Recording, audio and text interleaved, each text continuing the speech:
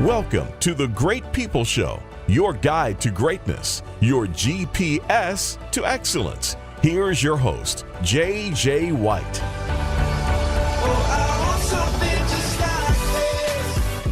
Good morning, everyone. Welcome to the Great People Show. I am your host, J.J. White, and in the studio with us here is Mr. James Muncie. Good morning, James. What is up, JJ? How are you doing today? I have nothing to complain about. Really? I have nothing to complain about. I must say, I've had a kind of a wild week.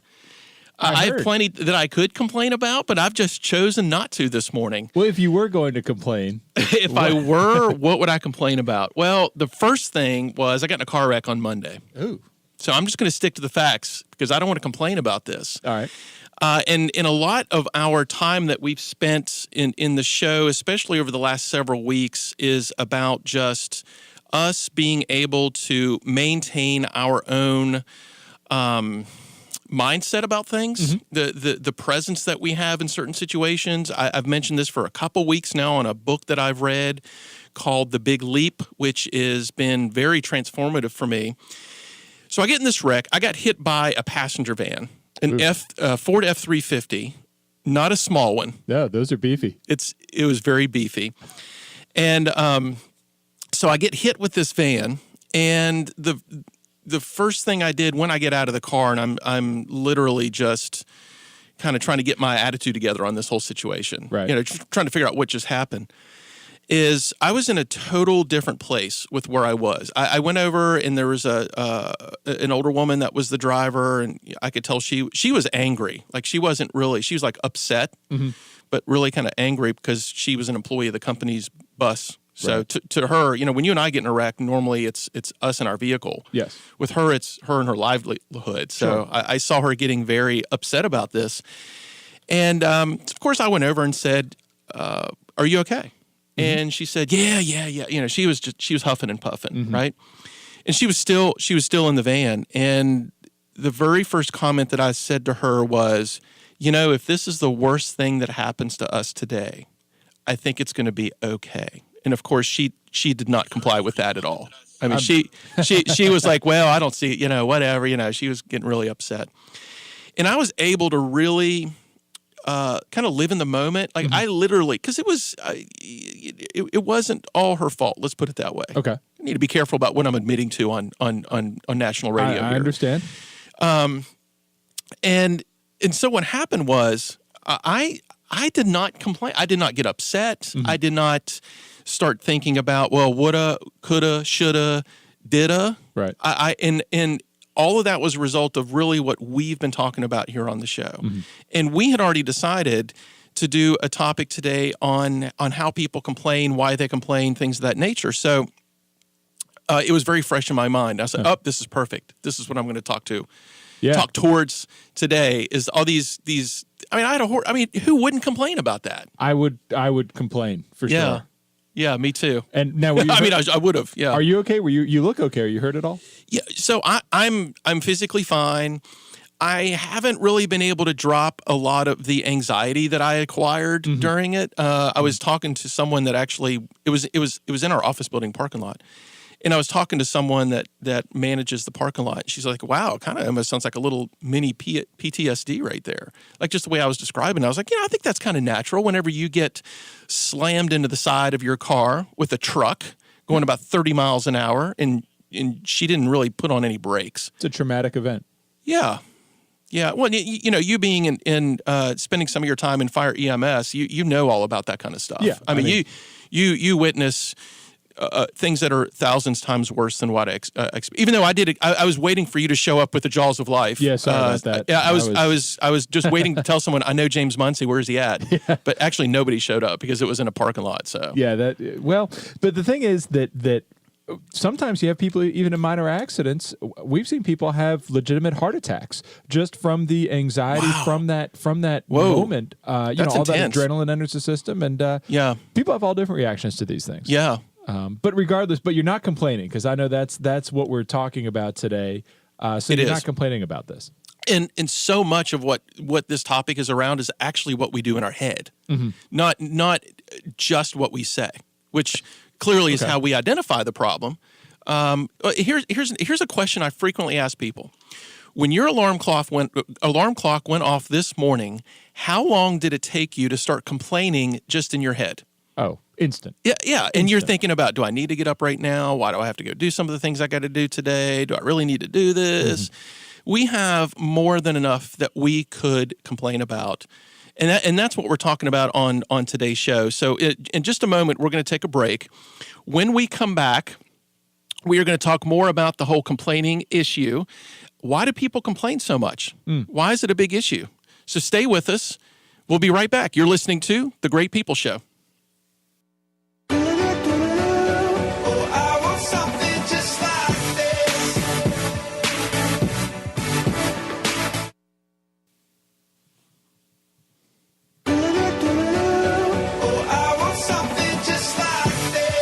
Now back to The Great People Show live. Call into the studio at 804-454-1366. That's 804-454-1366. All right, everyone, welcome back to The Great People Show. We're just in here in the studio playing with some toys, actually, some Ginger Kid toys. It's one of our favorite things to do as an adult. It is. These are the coolest wooden heirloom toys you'll ever find, and the reason we're playing with them here in the studio is because it's Christmas time. That's right. It's time to get our Ginger Kid toys on, and we've got this one called the balance beam. This is my favorite. It is absolutely my favorite, and you basically get to put these little pieces on here. Now, if I were to whoop your tail in this game, would you complain? No. Are you sure? No, because I'm going to win. Well, actually, we're not even sure exactly how to win. No I know if you knock the whole thing over, you're going to lose. And I'm really, I'm wrapping up the House of Cards show. Do you watch House of Cards? I do. Okay. Have you seen them all? Yes. Okay. Yes, I'm so up to date. I'm just at the episode where he gets reelected. Right. And the one quote said, if you always win, you're never remembered. You're only remembered if you lose. That's true. Right. And so in life, oftentimes when we feel like we've lost something or we're losing at life is often when we get into this really big complaining mode. Mm-hmm. And I want to bring up something that I should have brought this up at the beginning of the show, but it's an important, very contextual thing that happened recently. Last week, David Cassidy from the Partridge Family died at the age of 67. And while that is dying young, I think it's pretty often for us to take notice of the passing of famous people. Mm-hmm. And then within a certain amount of days, we forget that until the end of the year, and then they kind of they do a reel of who's passed, right. Famous people that's passed. Well, something happened afterwards that I really want our listeners to pay attention to. His daughter Katie came out a few days ago to discuss her dad's final words. And his last words, I mean, think about this, folks. You're dying. You're on your deathbed. You know these are going to be your final words. His final words were, "So much time wasted." Yeah, I saw that. I mean, that was just like, and the reason it got so much press is because, well, rarely do you really get to hear people's last words, especially famous people's last words. But that resonates with every single human being on earth right now. Yeah. That if you're listening to this show, I feel obligated to make sure that you're not wasting any bit of your life's time by listening to it. Mm-hmm. Of course, we have to be entertaining to keep your attention and all. But really, we are here. We want to make sure that our time is valuable for you because we've invested this time. I look at those final words as saying, I need to make sure I'm not wasting any of my time. And I said this last week, and I'm going to say it again. Or 2 weeks ago, you've already been selected for greatness. It's time to answer that call. Yeah. Because the phone at any moment will stop ringing for you. And time is by far the most valuable commodity that we have. Amen. Absolutely amen. A quote by Steve Maraboli that I have absolutely fallen in love with. You were put on this earth to achieve your greatest self, to live out your purpose, and do it courageously. That's what we do here. Mm-hmm. That's what we do here. So we're talking today specifically about complaining, and the reason complaining is such an important topic for our listeners in the show is it is mental sabotage that we're putting ourselves through in life. It is for the most part. There are a couple exceptions that for the most part, it is a waste of energy. It's a waste of sometimes relationship, unless you happen to just love hanging. If you love complaining and you hang around with other complainers, misery does love company. Complaining maintains that upper limit that we put on ourselves. That when we start moving towards something good, that oftentimes we're going to throw some negativity in it just to stop it, because that's how we self-sabotage ourselves. Okay. So is complaining ever a catalyst, though, for positive change? Tell me more. I'm not sure. So if I don't like something in my life, JJ, let's say I don't like the internet service that I use, and I complain to my wife that our internet at home is really slow, and I'm really tired of it, and it's frustrating the heck out of me. Yep. And then we end up moving to a different internet provider. That, because my wife says, well, I got this in the mail from this other company. Okay. That complaining that I did initiated a change that is going to improve our life. So what should I have done differently? Did you need to go to the extent of complaining about it with your wife to make the change? In this case, well, this is imaginary, by the way, because we have no choice of internet providers where we are, and we're very frustrated. Are we going to get into net neutrality on the show today? No, let's please not. but I complain constantly about our internet at home. It sometimes honestly makes me feel better when it's taking 10 minutes to load a web page at my house. I think it's very natural. We used to have copper DSL. I won't mention any names. That's what I have now. Okay. I feel your pain, brother. It's horrible. And see, here are you complaining? So, so I've lived. Oh, well, this is let's call it a minute issue, but in the scheme of things, we make it a big issue. Yeah. So you can definitely get frustrated over something like this. I know where you've been, man. I did it for years, and it was just a constant little tap on my pulse and I let it happen, James. I let it happen. Yeah. And I do believe that a frustration point can and will drive you to make a better decision in your life. I just don't believe that we have to spend a whole lot of time verbally letting it out all over the place, especially in front of our family and our kids. I would agree with that. I would absolutely agree with that. So in that situation, maybe turn the tables here a little bit. Perhaps what could you have done different to get from the point you were to the point that you wanted to be without complaining about it? I guess that the question is, what's our real definition of complaining? I mean, if I just say something as simple as, I'm unsatisfied with my home internet service. Yeah, right. Is that a complaint? Well, let's frame this whole thing around how do we let it affect our attitude, right. and what are we letting coming out of our mouth? We may have some answers on here. I don't know. We have a caller coming in. Henry, you want to patch? We have Brad from Richmond. Brad, are you with us? Henry, I think you got to patch him in, buddy. Hello? Brad, you with us? I'm here. Okay, we don't have Brad yet. Henry's going to work on that. Henry's producing for us here in the show. So, Henry, you let me know when Brad's here, and we're going to get this party started with him. I want to read something from a website from mindbridgetraining.com. I've never seen this website before. Mindbridgetraining.com. People who complain on a consistent basis are inclined to have poor health, tend not to do well in their jobs, and have relationships that are less satisfying and shorter lasting. Oh, yes. And they are often quite miserable to be around. Mm. So why do we do it? Why do we do it? I don't think we can even have a debate on the fact that when we're saying negative things and we are in a position of negativity, that is going to affect what they said here: our health, our jobs, our relationships. There's no other way around that. Mm-hmm. Mm-hmm. I agree. I think, though, is there a difference, though, between chronic complaining and there are times that, I mean, we all know people, JJ, who spend the majority of their time complaining. I mean, the Debbie Downers of the world. Uh-huh. I mean, these people they find flaws in everything and they constantly complain and criticize about everything. But then we all naturally, like you said, I mean, how long when your alarm goes off in the morning does it take you to mentally complain in your head that you don't want to get out of bed?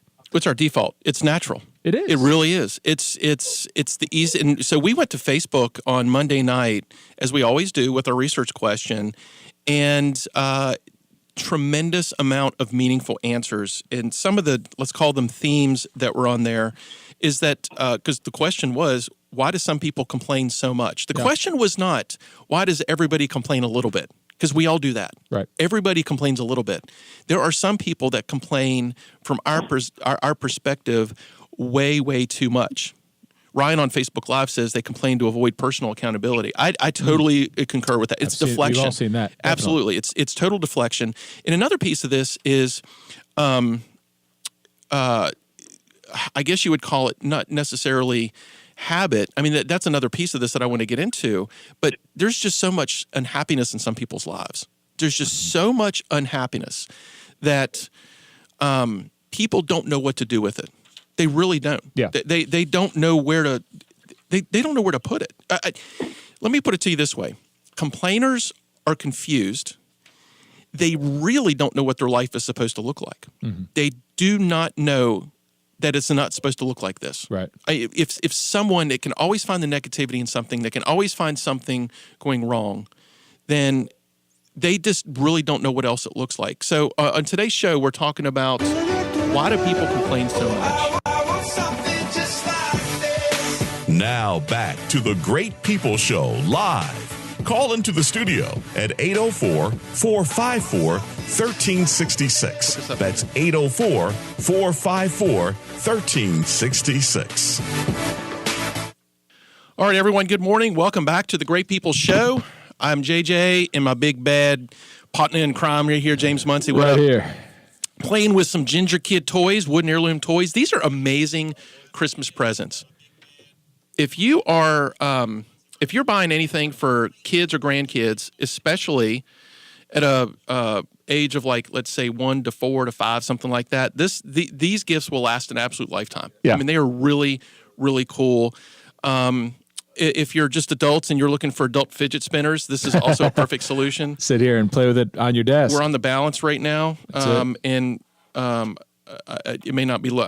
I need to stop putting stuff on there. I don't think it's looking too good for me. So, and if I lose, which is very possible, I've done it many times in my life, I'm not going to complain about it. Some people just want to tell their story to process it. They don't want solutions. They want to be heard. And I think that's what you were mentioning earlier. I wonder if. So what is the difference here between that and venting? Or is that considered venting instead of complaining? Well, I think if they're trying to process it. To me, it's sort of interchangeable, JJ. I mean, is venting, I mean, when we vent, we are complaining, right? Yeah. I mean, it's just a form of complaining. Yeah. I mean, the difference is, I think, and maybe you completely disagree, there are people who complain because they're just complainers. They just complain about everything. Habitual. Yep. It's and habitual. there are people who complain in order to engage change. Yeah. And I think that you can definitely have positive come out of a complaint. That's why companies have complaint departments. Well, you said engage change. Yeah. That's such a nice positive way to put it. Well, thank you. But do these people really believe they are doing it to engage change? Because I know many, if not most, complainers. Okay. Even if the situation would change in the favor of their complaint, they'd still complain about it. You know I'm right with that. Yes, I will absolutely agree. That if someone had all these complaints and you gave them everything they wanted, the next word out of their mouth would be what? But. Right. Absolutely. What about this? What about this? Because it is so habitual. Yes.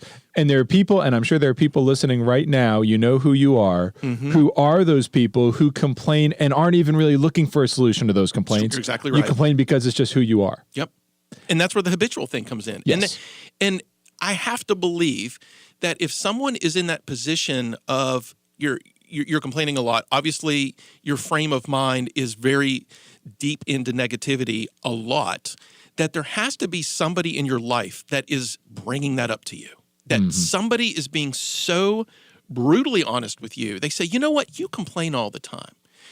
And if you're blowing that off, that's a huge indication. If someone has the courage to even say that to someone they care about, my gosh, can you imagine how bad it must be? Oh, it must be horrible. And don't forget, we live in the South where we're not too upfront with people all the Bless time their about heart. bless their heart, and then we talk about them when they leave the room. Well, this one thing from Psychology Today goes in line with exactly what I just said. There are those that never seem to be satisfied. Yep. Like there's just never a level of satisfaction in their life. These are known as chronic complainers. They have the tendency to ruminate on problems and to focus on setbacks over progress. Some research suggests that making a habit of complaining can rewire the brain so that those particular thinking orientations become ingrained. That's where the habit kicks in. Mm-hmm. It is possible to rewire this rewiring to make it more positive, of course, but chronic complainers probably don't think it would work all that well anyway. That is the downward spiral that people find themselves in. Whenever when you start to just notice the things that are going wrong in your life. And we talked about this 2 weeks ago when Angela was in the studio. There are many people in this world that have been through so much crap that resilience has been built up for so long that it's hard not to see everything from a hesitative, negative point of view. That life has gone so many wrong directions, it probably will continue to go wrong directions. So the complaining is centered around making that happen. Ah, okay. So let's go back to that day that Angela was here in the studio with you. Yeah. Because James was in the hospital. Yeah, you were. And I was in the hospital for a few nights and several days. Mm-hmm. And I can honestly say, JJ, I have probably not complained in the last 5 years combined how much I complained in those days. Well, what did that look like? To yourself, to other people? I was in a horrible place. I was literally stuck in and you know me, I'm like you, I'm very active. Mm-hmm. I like to get my way. And I was here in the hospital with an IV pump stuck to me that had to come with me everywhere. Yep. Being told when I could do, it was like prison to me. I called my wife so much to complain, but you know what? If I hadn't been able to complain to her and vent, maybe this goes back to venting, I feel like I would have exploded. Mm-hmm. And I absolutely let loose on Catherine. Yeah. And I was so glad I had a person that I could do that to because it was the only thing that relieved me at all. So should I not have done that? Should I have tried to find, I guess the positive was that most of the people in the rooms around me were in much worse shape than I was. But I don't know how I was supposed to look at that. Well, you were helpless in that situation. I was. You really couldn't do not only anything that you normally would do with that time, but you couldn't do anything with the situation that you were actually in. I put that in one of the notes that I made as I was preparing for the show, that complaining is about helplessness. Mm-hmm. It's not it's not being able to control your emotions about a situation. So you took control that way. You took control by letting it out. And oftentimes I wonder if we talk about these stories, if it's too pie in the sky to say, okay, I'm sitting here in a hospital room. I've been here for 12 hours. I have no idea when I'm going to get out. How can I make the absolute most of this? And I'm a spiritual guy, so I tend to look at situations like maybe God wants me to just slow down right now because I would not have done that on my own. I met a missionary that was in Africa that got really sick. And she was in a very similar situation you were, but imagine being in a hospital in North Africa, Oof. Okay? Yeah. Now, you thought you had something to complain about. And she was down for months until she had to come back to the United States. And she's fine now. This was years ago. She realized that she was moving too hard, too fast, and she really believed in the bottom of her heart that God was saying, I need you to stop. I just need you to stop because you're not going to do it on your own. Mm-hmm. Maybe there was something there for you on that. I don't know. No, I definitely learned some lessons, and it was a humbling experience, and it reminded me that also time is our most valuable commodity, but I think our health is a very close second. Yep. Because without that, we had nothing, and I suddenly had a whole lot in my life to complain about. I don't want to get I don't even know the word to use here. So I'll just start talking and then you can help me fill in the blank. What about the fact that because you were sick and something needed to change in your body, what if complaining less would have allowed your body to heal a little bit faster? And you know that whole science of if I speak certain things and vibrations and you know what I mean? I don't even know what it is. I'm speaking about something I'm not really sure about, but maybe there's an element of that the people that are unhappy and the people that are ill that do complain about these, it actually cycles that illness more. Oh, I think that, I mean, people talk about the power of positivity when it comes to healing. And I think that's huge. And I honestly was disappointed in myself, JJ. I was disappointed in the way that I felt. I was disappointed in the amount that I was complaining and how negative I became. I was really having a tough time turning it around. And I don't know. I don't want to repeat the experience, but it was definitely, it was different. And so I guess to all our listeners out there, to me, it's a matter of understanding, are you a chronic complainer? And is this something that is bringing you down and those around you down? Because I think those are the people that we're especially trying to help today. And I know a number of people like that. Well, when we come back from break, we're gonna take a break here in just about 30 seconds. When we come back from break, we're going to give you some tips, some techniques, some things to think about as either you are finding yourself falling down this deep pit or perhaps around people that do it for themselves. Come back and join us. You're listening to The Great People Show.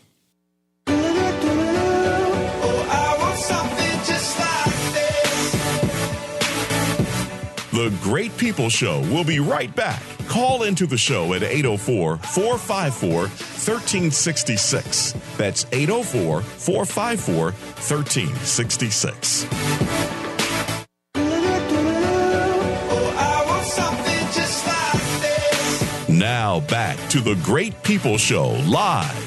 Call into the studio at 804-454-1366. That's 804-454-1366. All right, everyone. Welcome back to The Great People Show.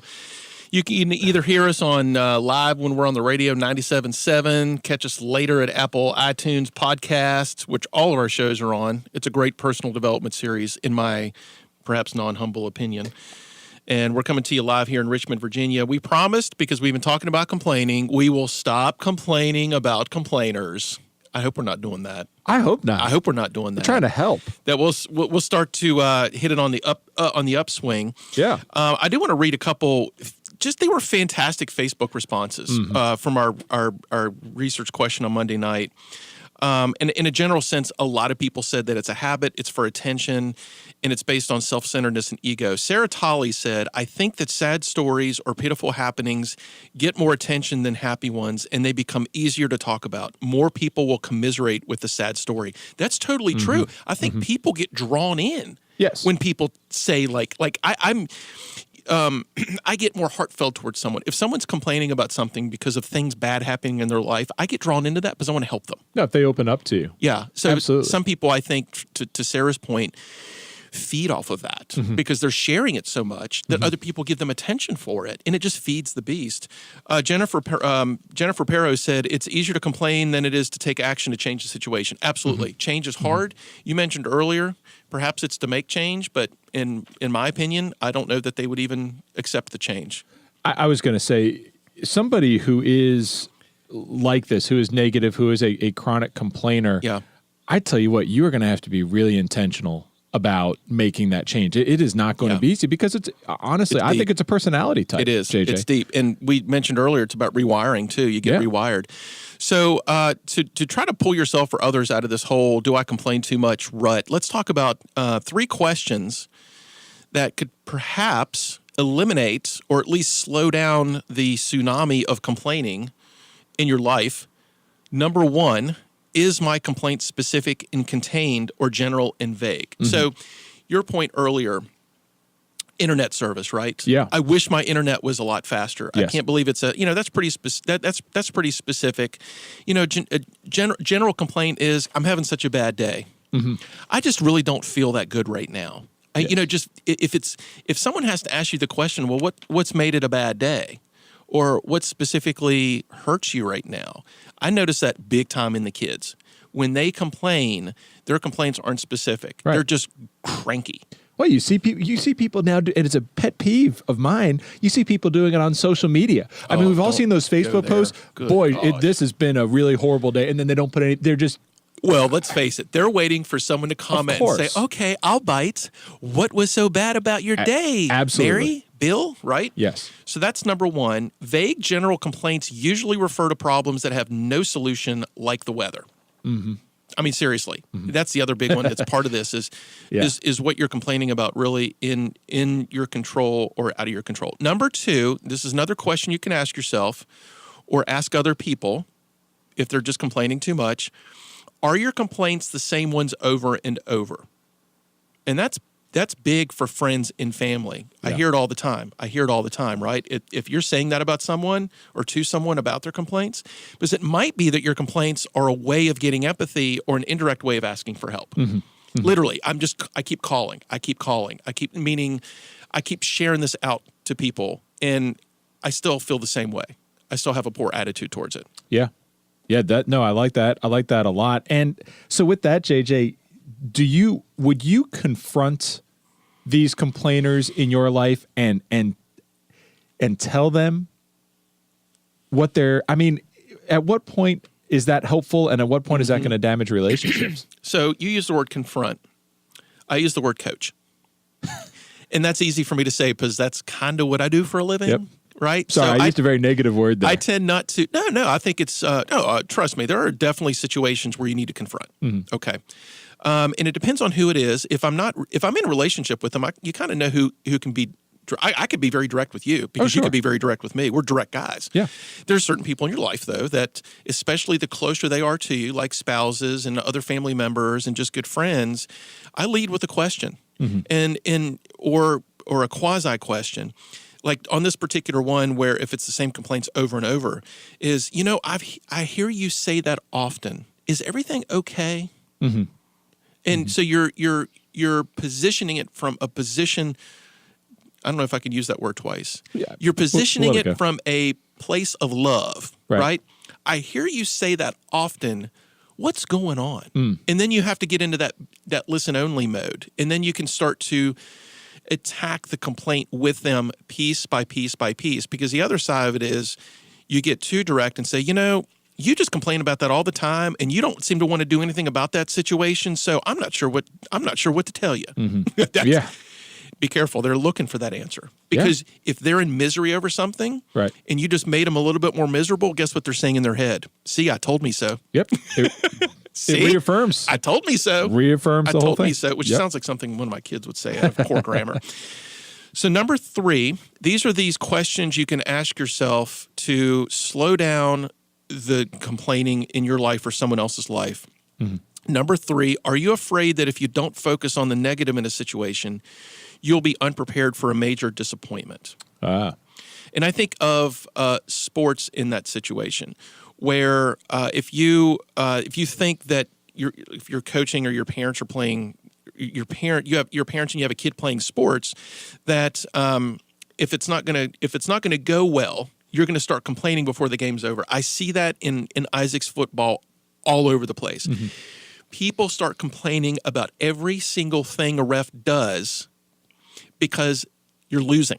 Yes. You don't see that if you're up by 21-0. You don't see them complaining about what the ref is doing, even if it's against you, because you're in a winning situation. So you're preparing yourself, and it's very difficult. I see cognitive dissonance all over the place on the football field because the ref clearly did not make a poor call. But parents, and it only takes one to yell, and then all of a sudden the other ones start to yell. So it's like the complaining sets off all these dominoes with everyone else. And it teaches horrible things to the kids. Our oldest son played Metro League football when a few years ago, and there was a game that they had and they lost. And as they were huddled up afterwards, the coach blamed it on bad calls from the ref and blamed it on, he said, the other team was cheating. And I hear that every game. Catherine and I hear that every game. We were going crazy. It's like, how are you teaching this to the children? Yeah. And it teaches them everything wrong about the sport. So Ike will get in the car and he'll say, well, they were cheating. I was like, what did they do to cheat? And his only answer is, I don't know, but somebody told him they were cheating. Oof. Yeah. So I don't know if that, the coaching staff on Ike's football team is top notch. I know it didn't come from, so it probably came from some of the other boys or other parents that they heard some things say. And that's probably a whole other hour of this conversation. I was going to say, that could go a whole nother direction. Of how your complaining impacts other people and then how they start complaining about certain things. Especially impressionable children that look up to you. It's disheartening. And a big piece of this about being aware of your complaining and being aware of what you're saying about a situation, whether you can or cannot control it, whether it's being specific or vague, whether it's happening over and over. Let's be real about it right now. Most people cannot self-diagnose themselves in the moment. So we're asking you, our listeners, just to think about your day-to-day. Whenever you're listening to the show, just pay attention to yourself. When you say these things, I would encourage you to go find someone that you admire, trust, and respect and say, do you think I complain too much? The first thing they're going to say is, no, right. Because they love you and they don't want to confront the situation. No. And then, and this is the way that I get feedback from people. I put myself out there so far, almost like I can't see myself. And I would say something like, well, I feel like I do it a lot.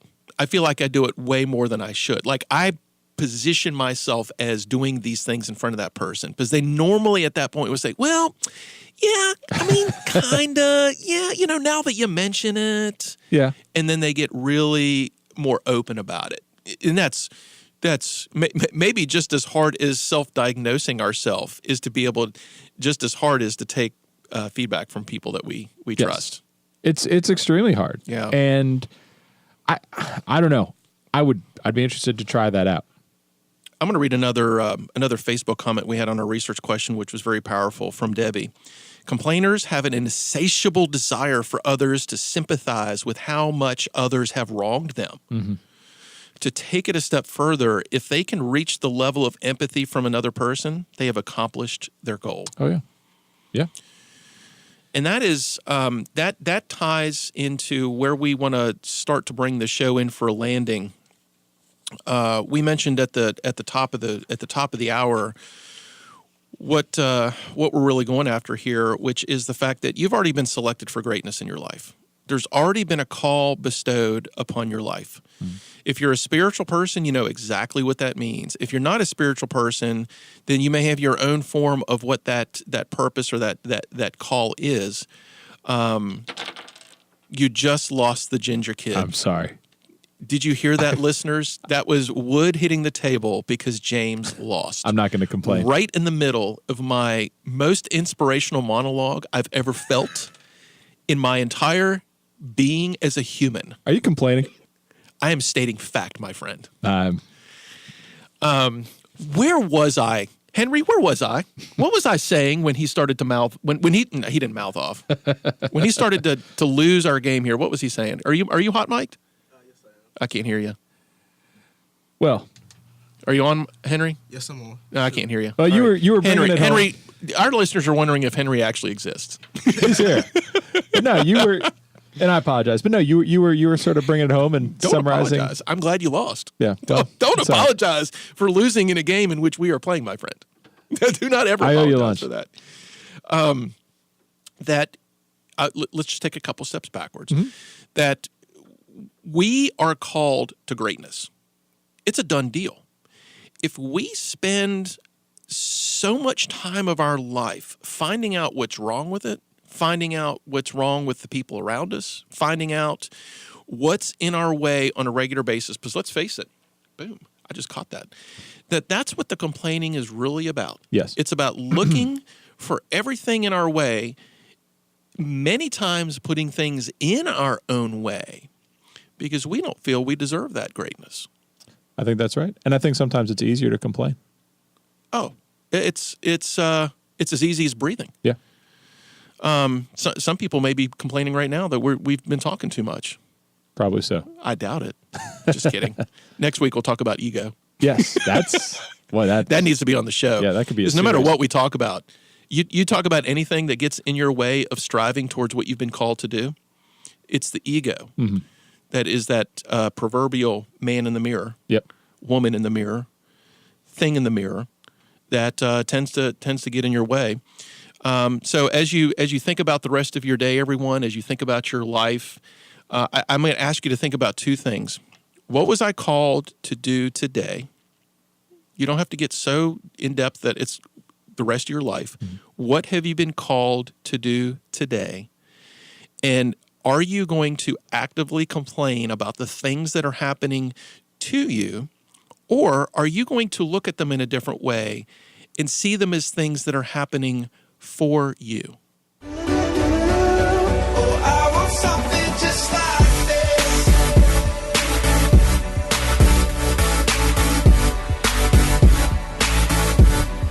Thanks for joining us. Tune in to the Great People Show again next week, Thursdays, 9 a.m. to 10 a.m.